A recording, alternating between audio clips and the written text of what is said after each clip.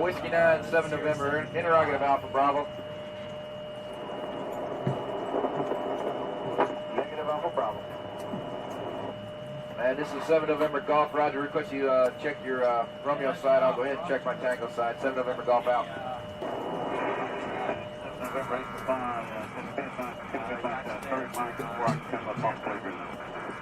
and 8 Plow, 7 November second.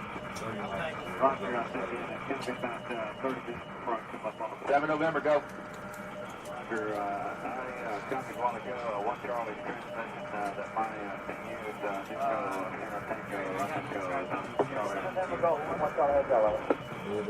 and 8 5, this is 7 November, Charlie. That's fine, right now. Now 1 Charlie, 7 November, go. This is 1 Charlie, welcome to your last, you're Brandon 158, extra 5 5 1200 between scenes, that's local. Also request 3 units take outbound records to see if we can try to get Whiskey 9 and 8 for Pond to the playground. And this is 7 November, Roger, stand by. Got that. Got it? Alright. And all units, this is 7 November Golf, my unit Alpha, Echo, X-ray Alpha Alpha in there.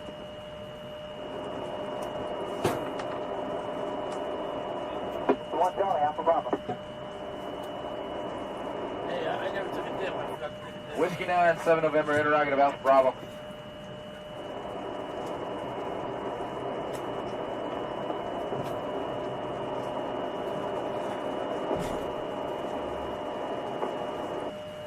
Whiskey 9, Yankee, 7 November Golf, over.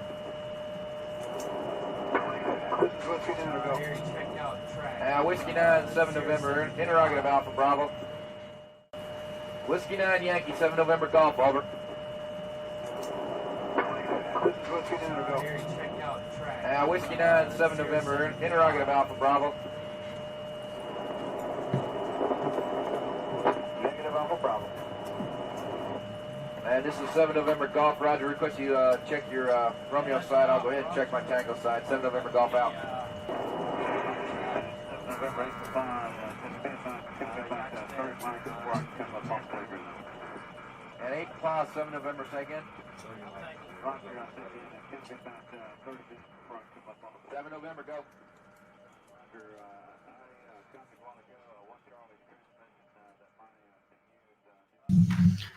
All right. Welcome to the live stream. You know the deal. Ask me questions. I'll answer them. No questions. Oh, whoa. No questions. I guess no live stream. So help me out. All right. Get me all situated. Totally was not prepared to do this. Okay. Here we are. Pull up the comments here. Okay, Anchorage Prepper. Solid, although I think it's too cold in Alaska. Thanks for breaking down the process. Barney style helps so much. Hey, no worries. No worries. I've been slacking here on YouTube, so I need to pump up the game here starting tomorrow. Go Navy, something like that. Greg McKnight, what's up? That's me. Is that pinned? Yeah, it's pinned. I remember those days. Okay, here we go. First question. Hayden Rice, congrats to you being the first question. You don't get anything, but I'll answer it. If I started my BDD claim process August 22nd of 2025 and my ETS is January 10th, so your effective date is January 10th, just to be clear. When you submit your BD claim, doesn't matter. Your effective date is January 10th. Will you fall under the new sleep apnea rating change? I don't think the rating is going to change this year at all. I think you're going to be fine. But if it, the VA can do what the VA wants. So hypothetically speaking, you would be, let's say it dropped anytime prior to January 10th, you're under the new schedule. Okay. I really don't think it's going to. I did until we saw changes to the advisory board meeting. Once we saw the changes, it's getting kicked down to next year. Now, the update is December of this year. but I don't think it's going to happen, to be honest with you. But there is a nominee for the Undersecretary of Veteran Benefits. That's probably causing a huge lag there. So we're waiting for her to be confirmed through that. I just streamed that the other day, maybe yesterday, whatever. Let's talk about being eligible for this adapted housing grant. Yeah, if you need an adaptive house, if you need an adaptation to your house or your vehicle, you can do that. Okay, not common at all. One person I helped with it, he wasn't an amputee, but he was rated under ankylosis for the shoulder. He couldn't raise his arm. Okay, basically, he has arms, but he essentially can't use them. And so that's a huge deal when it comes to like reaching cabinets, looking at aid and attendance, right? You're looking at the most common adapted housing is definitely like wheelchair ramps. Okay, you'll see that, and same thing with adaptive car. But you can look at the eligibility requirements for that. It's definitely rare. With upcoming changes to sleep apnea, should I submit now, even though it's not recommended to submit claims in September? I know you're following the Radar HQ on that one. If you wanted to wait, I would just wait till October to submit your claim. No harm, no foul in doing that. But if you wanted to wait, I wouldn't wait till after October 1st. Willpower, what's up? How's it going? Your last video, you said they were changes coming to radiculopathy. Yes, changes, not rating changes like 10, 20, 40%. They're changing. It's like gravity, and there's different levels of gravity. They're changing how a C&P examiner is going to assess your nerve damage, right? So what they do now, they'll essentially take their fingers or like a rubber triangle hammer. This is your leg, this is your knee, and they'll you on the knee. What's supposed to happen is this. Okay. And when they do it, nothing happens. They kind of guess right there. It's nothing like standard. The change is put in levels of gravity, and they're going to make it standard across the board, right? So those it's not big changes at all for the radiculopathy, but a lot of people are going to be affected by that, meaning future. What's up? How's it going? Yes, normally I don't do anything on Sunday because it's a church work day for me, but I find myself with some time right now. I'm slacking on my own YouTube channel, so here I am. Hey, Clay, why is the deviated septum rated at 0 even with records of treatment? Because that's how it be. What's the income earning potential if you have a deviated septum? Like, what's the income limit there? That's how the rating percentages are made, right? That's what we see with the sleep apnea changes, is that if the treatment works, there's no impact to earning potential, right? And so therefore it would be 0. Same thing. It's much more than that, but that's the basis. To answer your question is, it's not, it just is, you know? Why is hypertension rated at 0%? That's a big one. How do we turn the favorable findings around to win on a supplemental claim, please? So you don't have to turn favorable findings around. Those are already in your favor, that are favorable. And so the big favorable findings that matter are, first, you have evidence from service. And this is assuming direct. You have evidence from service. That's going to be a big one. The second favorable finding that matters, I should say, is current diagnosis. If you have both of those, then obviously it's a Nexus issue. There's a bigger problem there. If the examiner says that, hey, they've reviewed your evidence from service, but your treatment from service, whatever evidence we're talking about, doesn't really relate to the current diagnosis or like the chronicity of it. That's a big issue. That's like you need a Nexus for that for sure. Nexus letter. Outside of that, though, you either have one of those. Most likely you have one of those. If you're missing one, you're missing the Nexus, obviously. If you're missing both, then you know there's a Nexus, a big Nexus issue. So you don't have to turn those around in your favor. You have to turn around what's not in there. So if your favorable findings say you have a current diagnosis, you submitted the claim direct. Okay, great. That means I don't have evidence from service. That's what you have to turn around. Is it harder to win claims? You've been in the military for 3 years. Nope. Time frame. This is totally my like opinion base. Time frame matters, in my opinion. Once you hit, I'd say like 7+ years, and the bigger that is, the bigger factor it's going to be. An example. I use this example a lot because I've had two veterans in this almost exact same scenario. They had treatment in service. They had back evidence in service all the way back in 1984, very minimum stuff. From 1984 all the way to 2024. This was last year. 40 years. There's not a single complaint. Not a single complaint. No evidence whatsoever. And all of a sudden, this veteran wants to submit a claim. The nature of the diagnosis and the symptoms reaching back to evidence, that's a big factor there.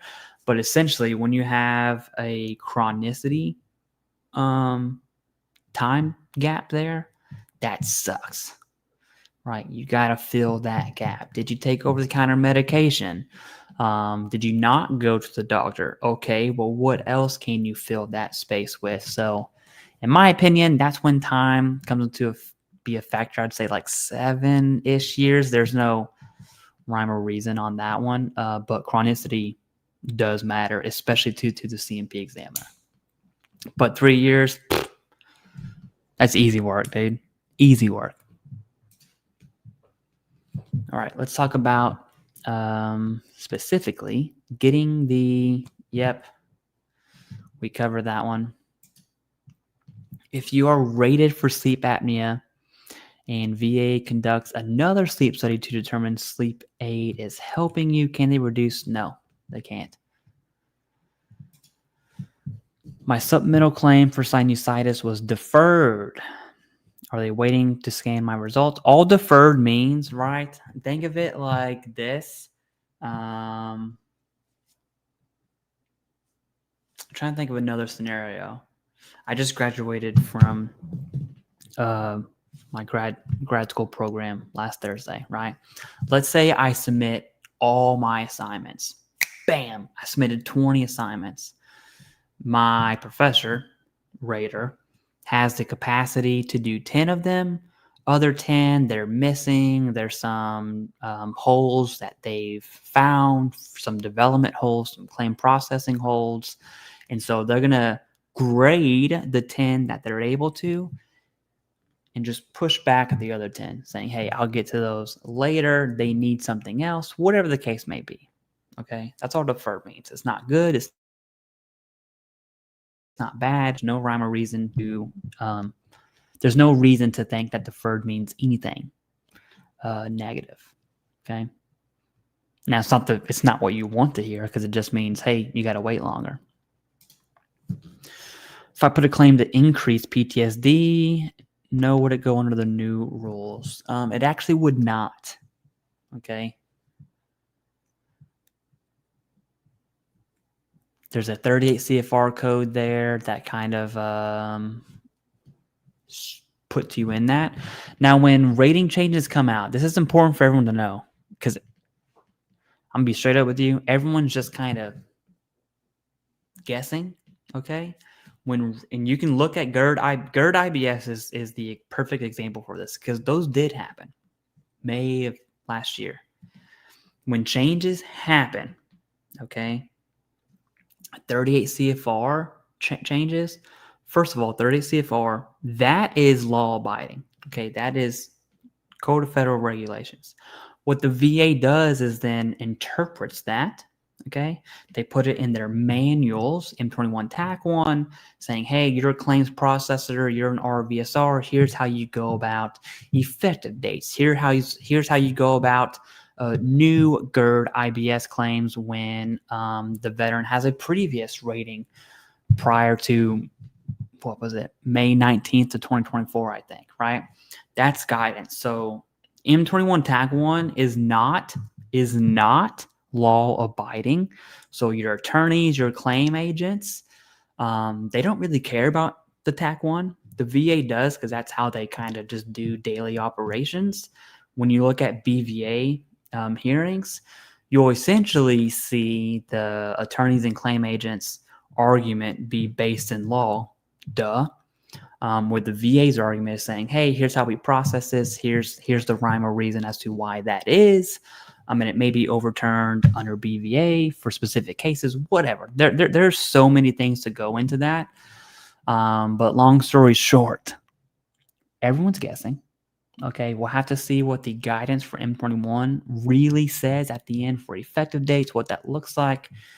But 38 CFR says you'll be fine. I guess I answered your question with a really long way to go around the barn. All right. Hey, thank you. Appreciate it. You have a really long name, so I was trying to go there.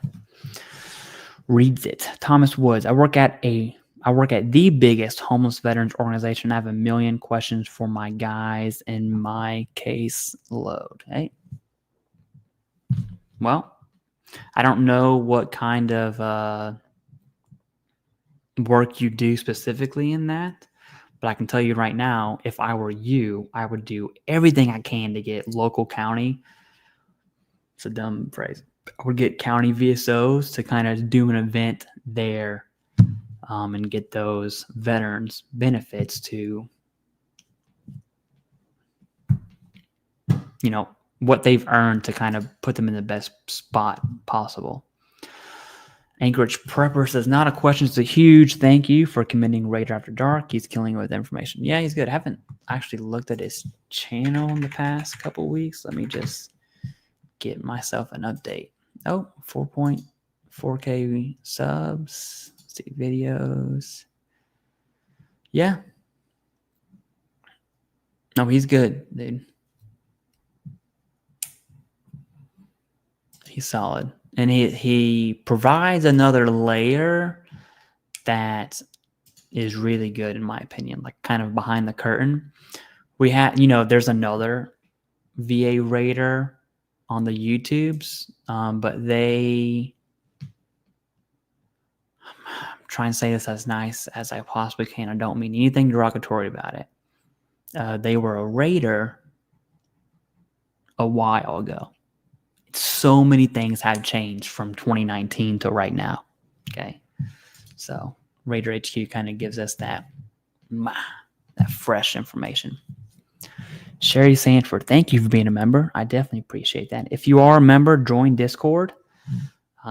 We have our own VA Raider answering questions. Okay. Retired VA Raider. I should add answering questions, doing all that stuff. So I have a CMP for my back. Been denied since 88. Records from 88 to 04 archived. I have a handful of service truant records from that time. Advice to get service connected. Is it a duty to assist there for them not looking at archived records? If they didn't view records, and I'm going to assume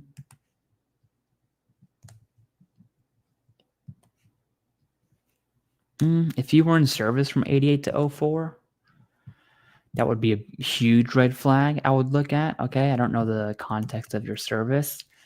But if it's new and relevant evidence, okay, I would submit that under supplemental appeal. Just that kind of depends on what time range we're talking about. I'm really guessing as to the context here.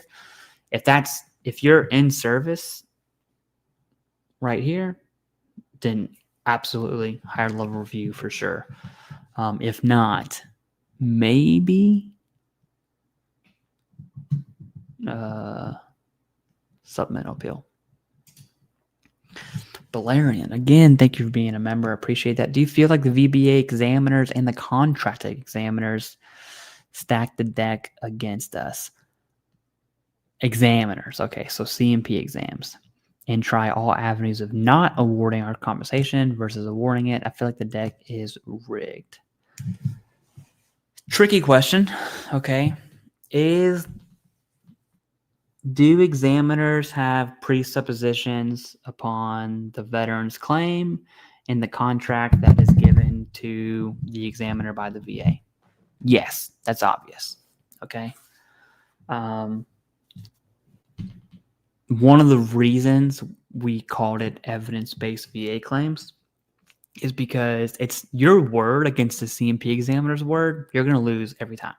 Every time you're going to lose. The only thing that gets you through a exam that is combative, I'm using that word loosely there, is evidence. Okay. So if there is evidence plain as day, evidence cannot be ignored. That's the only thing that's going to get past examiner presuppositions. Not every examiner. Okay. I don't want you to think the world's against you. But there are good examiners and there are bad examiners, just like there are amazing VSOs and there are VSOs that are as good as this trash can that's over there. Okay. So it just depends. Yeah, no worries, dude. I'm at 70% for over 5 years, afraid of risking rating to try to get 100. Is that right? That doesn't make any sense. Okay. I did a video on this about poking the bear. I would argue that poking the bear, which is a dumb phrase, by the way, only applies to those who are 100%. If you are not 100 and you are not properly rated, which I assume is you need to get properly rated. And by no means is that poking the bear. Okay. Don't add meaning to a phrase that stemmed from YouTube. That's what I would say to that. Okay. I was at 70% and the VSO I was using, this was back in 2019, early 2020, before COVID. The VSO I was using said I should be happy with that, not to do anything else. And they were, if you don't have anything nice to say, don't say anything at all. So you can infer from there. Benjamin Ariola. My appeal was distributed to a veterans law judge on March 31, 2025. What's the longest you've heard of this step taking for a decision to be made? No one on this planet can tell you an accurate time frame on anything, especially BVA. Okay. Now I'm going to assume that you're using an attorney and I will just ask them.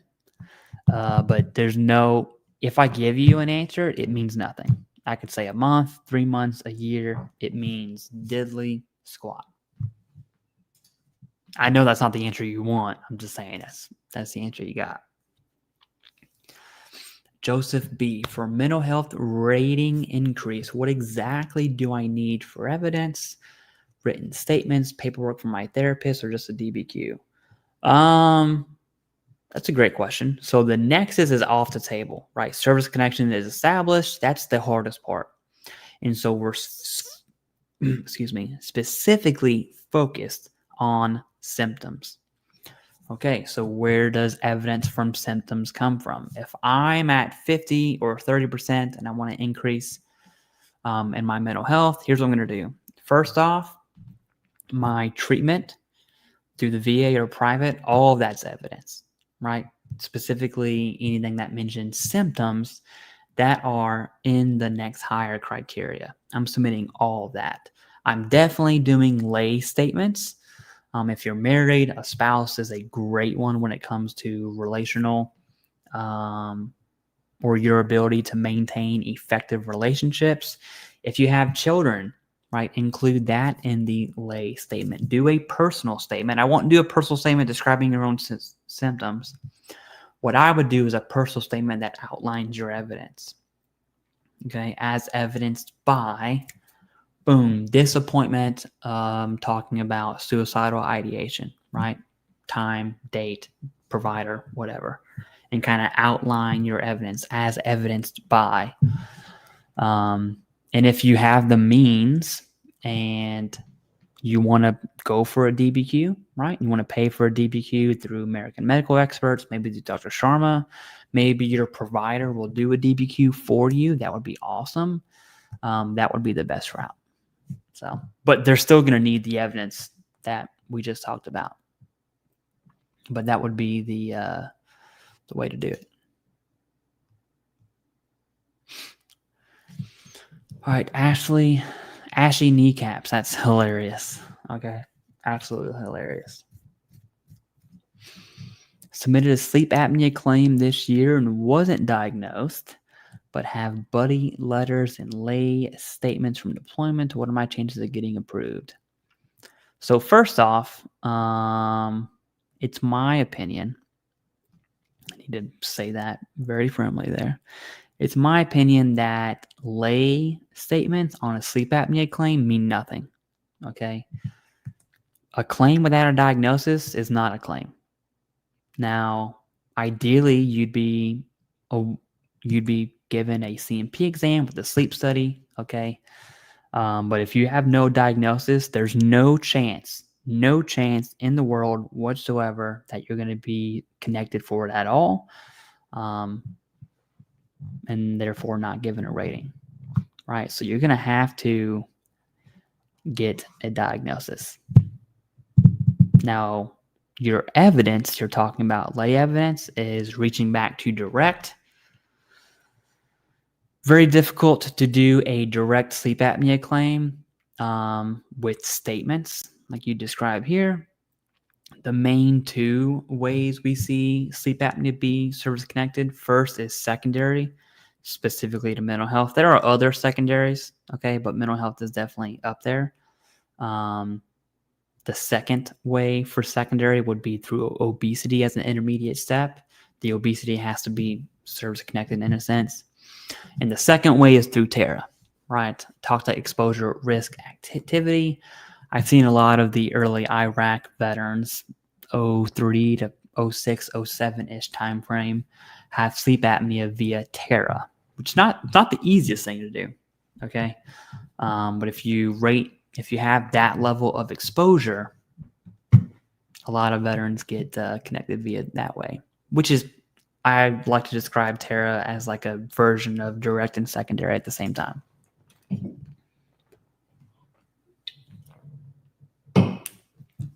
Yeah, if you have a diagnosis, depends how it's going to be direct, secondary, or TARA. Ashy kneecaps. Big Family Rescue was re-evaluated for my sciatica, and they proposed a reduction from 40 to 10. That's a big one there on a 2-minute CMP exam. This right here is a prime example as to why they're changing the sciatica rating criteria to be more standardized. Okay, I wasn't even physically evaluated as required. What are the essential docs to submit? Proposed reduction. Ooh, what would I do on that? If you have the evidence that supports your 40% rating, much easier. Big Family Rescue. This is absolutely something you should either email us about or come to our Discord for. Join our Discord, okay? I should have it up, actually. Let me pull it up real quick. I'll put the link in the chat. Because that's going to be a big one. Let's see. There's a billion questions I have before I can give you an answer that it is at least worth its weight.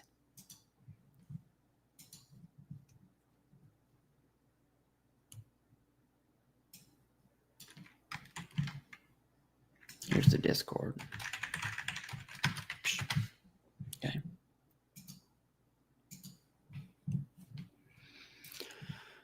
All right. I will reach out. Okay, cool beans. Yeah. I don't answer emails on Sundays for the most part. Whoa. Thought about the yak. So it'll be tomorrow. 55 years old, Marine Corps vet, P&T. Okay, congrats. Plus, you hit that 55-year mark there. I don't see another question from you, so I assume there's no question here. But congrats, you, recent Marine. That's great. I've seen your, I've seen you for a while on this channel, so I hope I helped you in your process in some way. That's cool. Steven. Any way to find out if Agent Orange was used in a DMZ in Korea when U.S. forces had to? So there,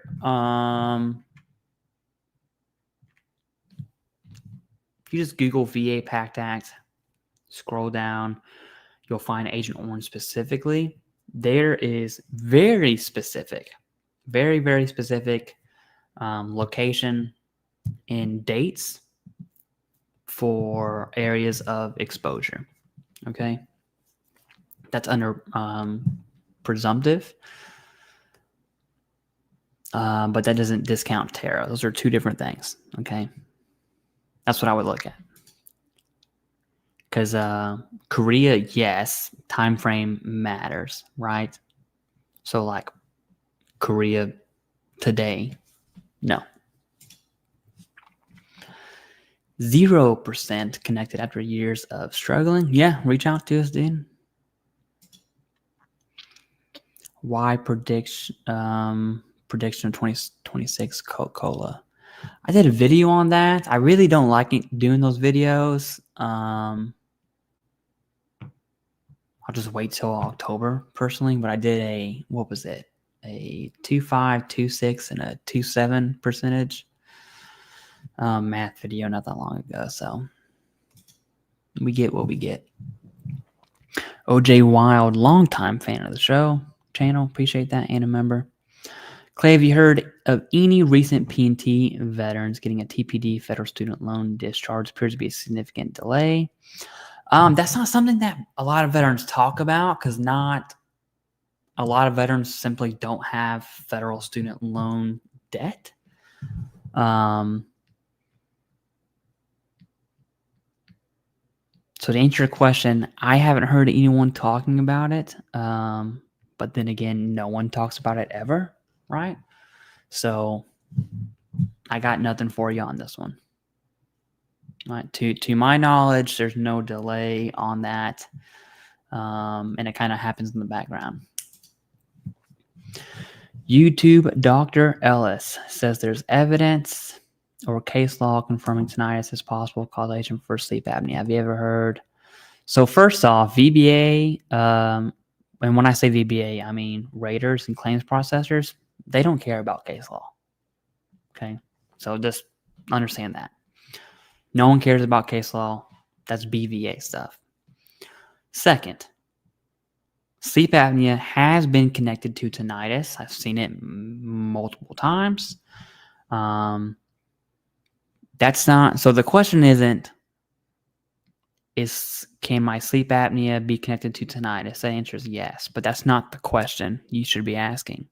The question you should be asking is, does your sleep apnea willpower, yours, not mine, not your buddies, not the people Dr. Ellis sees. The question is, does your sleep apnea stem from your tinnitus? And if that's the case, what's the evidence?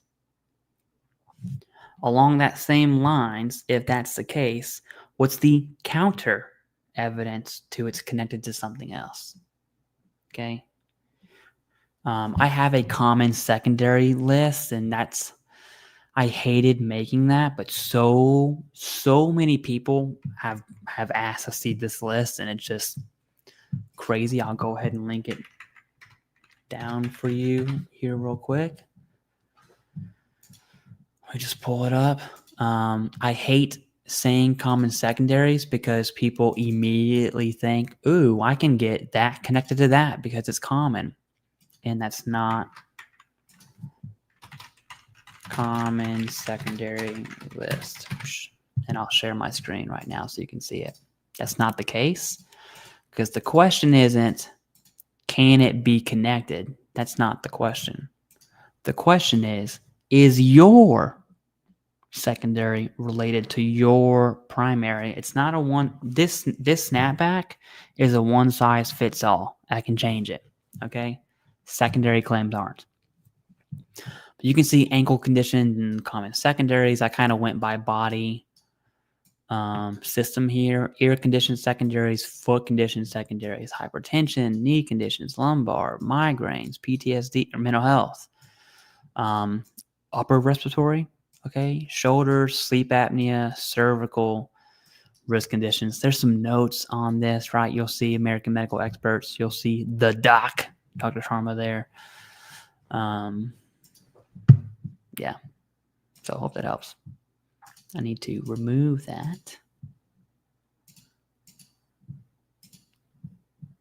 Okay.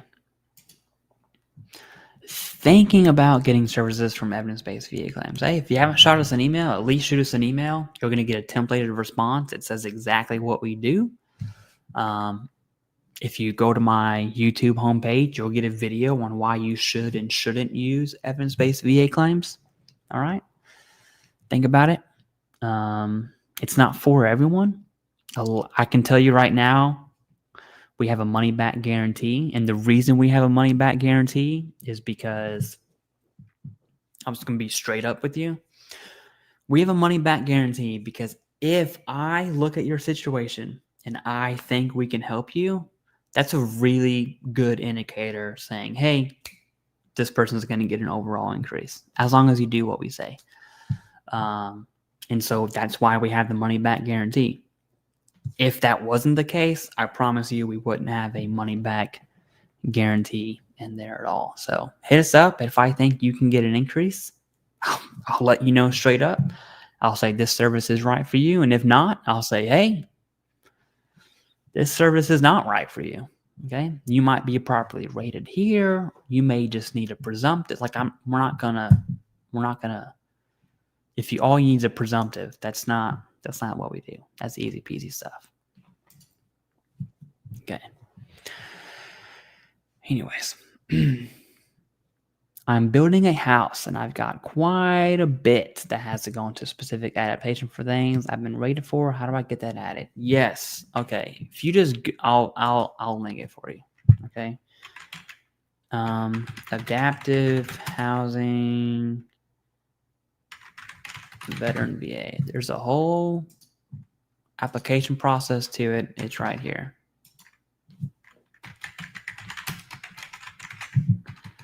Now, it's rare. I don't want you to think that it's all willy-nilly. I can do what it's easy peasy. That's not the case, but there's a link. Thank you, Karen, for the nice furniture behind me. It's new. I bought it. I figured I've been doing YouTube long enough. I should get some actual office furniture. Got a nice chair right now, dude. It's nice. Okay.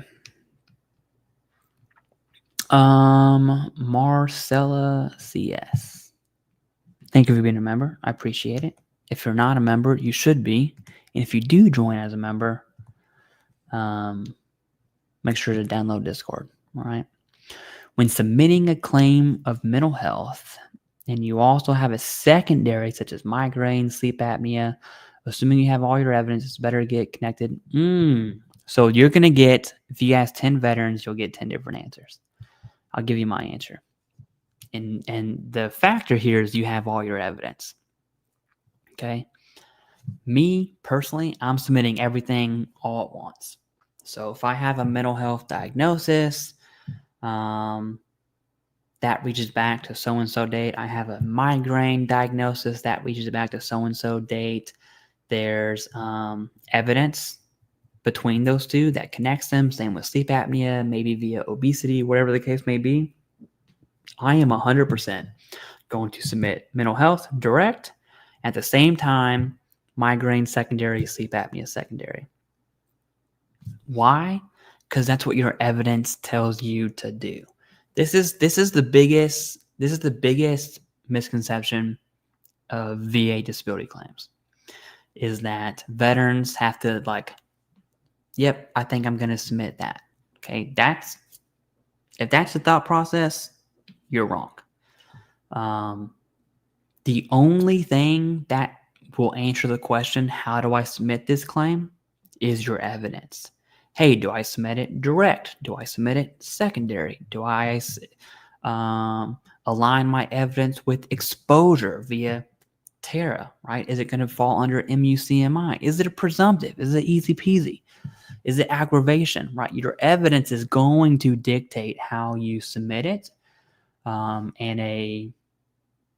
If the veteran community could raise the bar a little bit and make the standard, I know my evidence, right? How many times do we submit a claim and we just don't know our evidence? If we can just understand our evidence, your evidence will tell you exactly how to submit your claim. In this case, it seems like you do, which is great. So it seems like you understand you have mental health direct, and it seems like you understand you have the evidence for migraine secondary, sleep apnea secondary, and if that's the case, which it is here, that's exactly what you submit. I hope that answers your question, and I hope that's like a PSA to the 99 veterans we have right now. Usually we have a lot more views. I mean, it is Sunday afternoon. Usually I take my church nap. You know, my post-church nap is right now, but I got a monster here. I shouldn't be drinking this at all. If my doctor watches this, which I hope they don't, I'm in trouble for sure. Okay. Thanks a lot, Clay. Hey, no big deal. Thank you. Appreciate it. Tracy Nichols, thank you for being a member. Thank you. Appreciate that. 84. He was a machine gunner. That's what 0331 is, and did not start the process till 2015. Yeah. That's a time gap right there, brother. That's a time gap. 1984 as well. Is there a phone number of someone I can call? So I've done phone consultations before. Straight up, the answer is no. Okay. I've done phone consultations before. Every single time veterans spend 20, 30 minutes telling me stuff, that doesn't matter. Okay. I don't have the time to do it. I don't have the capacity to do that. We would do it via email. So if you shoot us an email, you're going to get a questionnaire. It's going to ask you 4 questions. Your service, deployment, what are you connected for? What are you denied for? That is all I need to get a good sense of the situation. Okay. I don't need, if I would show you the emails right now, if I could somehow redact everyone's email. I can't. But people email us books, dude, just 10,000 words of what's going on, and 9,950 of those words are useless, right? What we think is evidence doesn't matter. Okay. The only type of evidence that matters is the evidentiary criteria the VA sets. So no, but you can email us. I definitely know that's not the answer you wanted. Okay. 43 years and then got rated for back problems, but had ongoing back issues for all the time. Yes. That's a huge time gap. 43 years of time gap there. You got to have chronicity. Okay. Some people, like I used to say, what was it? Continuity of care. I was corrected by an attorney who works VA claims and was like, hey, you do great stuff. No big deal. But nitpicky here, it's actually continuity of symptoms. It doesn't really require care. Now, care would be awesome. That's like golden ticket evidence. But continuity of symptoms is the correct lens to go through. And yes, it's football season. That probably says a lot. Okay. That says a lot. Hey, if you're at Quantico, dude, man, I was just at a retirement ceremony for someone at a Quantico. Master Guns retired at the Marine Corps Museum. That counts as Quantico, I guess. Okay, Coach Dodson. How does a veteran qualify for R1? I want to say this is going to be a dumb answer, but is the right answer is you have to meet the qualifications for R1 to begin with. I can tell you this. For SMCs, right? First, I want to know if you've been denied. And since you're talking, this is bad. Okay, this is like when you hear disabled, this is what you think of right here. R. L to R, really, but R is up there. What I would do personally, if I'm in your shoes, 100%, I'm not doing anything without a VA attorney. Not making a move. And so with that said, that's my advice. Okay. Anyone who's 100%, who's looking at SMCs, especially if you've been denied, attorney is the way to go. Because you are, in a sense, poking that bear. Now, I'm assuming you're going to be talking about stacking SMCs, right? Which case law says veterans can do that, hence the need for the attorney. Because again, VA rate, like no one cares about case law. Okay, no one cares about BVA except for BVA. Not until that case law turns into a CFR change, which takes a really long time. No one cares about it. That's why the advice is attorney. I know that's not the answer you wanted, but that's the answer I'm comfortable giving is attorney. I submitted a claim for depression secondary to lower back pain. I was service connected for lower back pain, was denied, submitted DBQ Nexus. Now that I'm service connected for lower back. Okay. You were denied. Okay. I'm going to assume, I don't see your other question. I'm going to assume that you were denied for lower back. Therefore, you're denied for your depression secondary. Now you're connected for your lower back.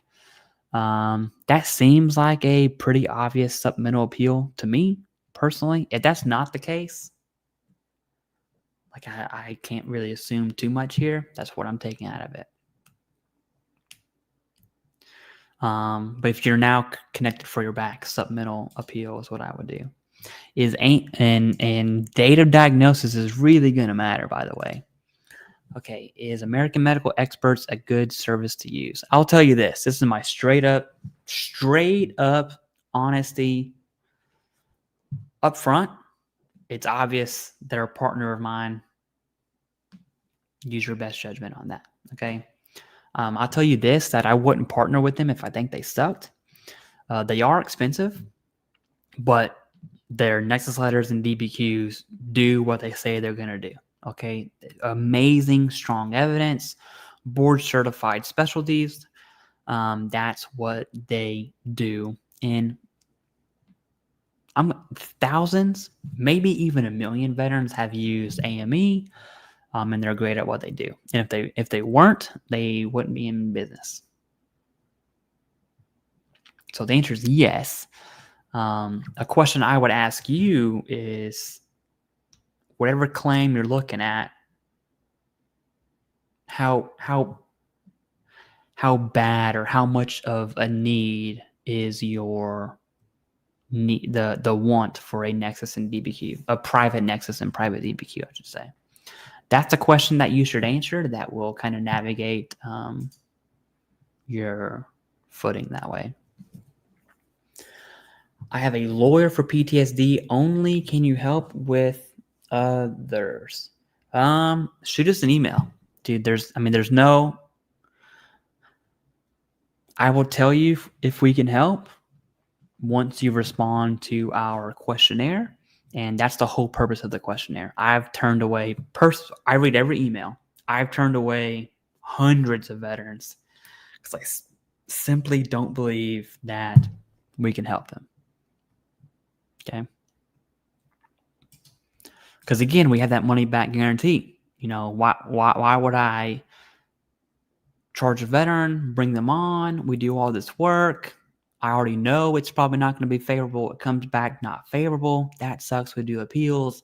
That comes back not favorable. And now I got to give this veteran their money back. Like that. That's not a risk I'm willing to do. So if you email me, I'll give you my straight up honest opinion. Hey, I think this is right for you. And if I don't, I won't just say nope. I will explain my thought process there. But looking at your other previous comments right now, I'll say probably, right? I just there's a few little holes that gotta be filled before I can answer that. Does submission of scientific no. Okay. Plus it's not, how do I say this? Dr. Sharma explained this once, and the way he said it was awesome. I need to ask him again. Essentially, when it comes to medical studies and research, you have to be qualified to be able to even recommend that study fits your situation, right? Like there's a joke in the doctor community, so to speak, that they're able to read research. Okay. So this is something that a normal Joe Schmo not only doesn't do, but can't do. Okay. Using AI for a Nexus letter that's not signed by a doctor means nothing. That's why in VeteranAI, they really stress, hey, get this signed by a medical provider. It's using your evidence, it's doing all that, but you need that weight, okay? You need that oomph. There's a few other AI companies out there that do Nexus letters that are generated. They tell you not to get signed. I'm telling you right now, not only is that stupid and dumb, it's just incorrect. Like there's the standard. They don't meet the standard. It's wrong. I won't say names. I got 2 Nexus letters from VA doctors, both positive. I have different MO on what caused sleep apnea. Active duty, could this be a problem?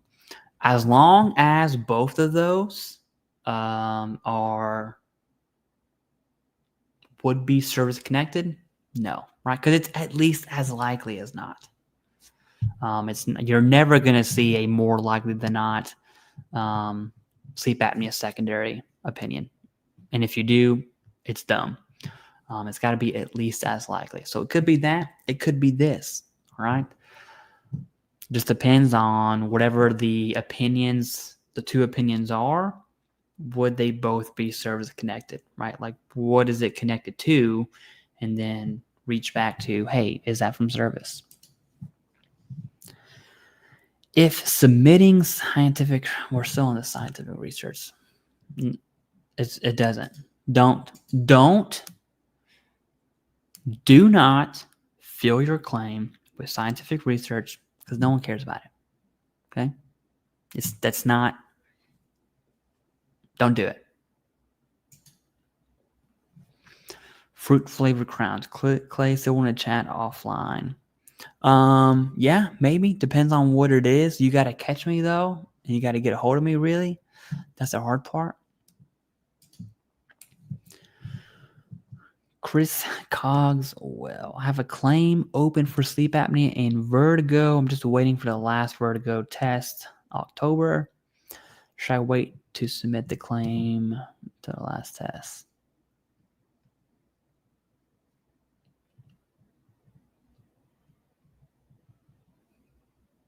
No, you're fine. I would submit. If I were you, what would I do? I would wait till October 1st. But if you submit it now, it's okay. Also, don't worry about the changes. Get the changes out of your head. Yep, thank you. Do this for a few more minutes, then we'll peace out. I gotta do some stuff. At 0% bear hunting now. Yeah, if you're at 0%, definitely not poking the bear. So get to it. We answered that one. Me to Pi. PNT plan is to move wife in Philippines. Currently have 30% for retention headaches.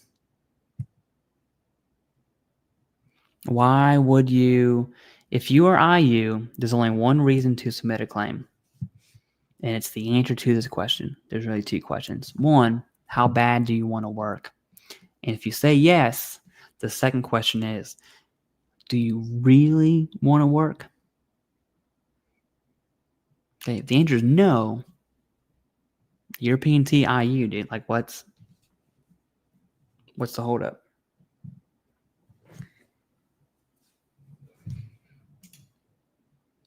Do you have to have a diagnosis of chronic pain secondary to certificate of disabilities? You need a diagnosis of chronic pain. You need no diagnosis, no claim. Okay, first. I think what you're asking is if you want to claim mental health secondary to chronic pain, do you need evidence showing that's the case? The answer is yes. Do I need evidence? That answer is always yes. You have one or two options. You can rely on a CMP examiner. I don't recommend that, but that's the process. A lot of veterans get service connected that way. A lot of veterans get denied that way. That's one, option A. Option B is you do your due diligence. You speak with your healthcare team through treatment, whatever the case may be, to establish the evidence, get the evidence, and then submit that specific evidence with your claim, with a personal statement outlining your evidence, and you're writing that statement to a RVSR. Okay? That's what I would do.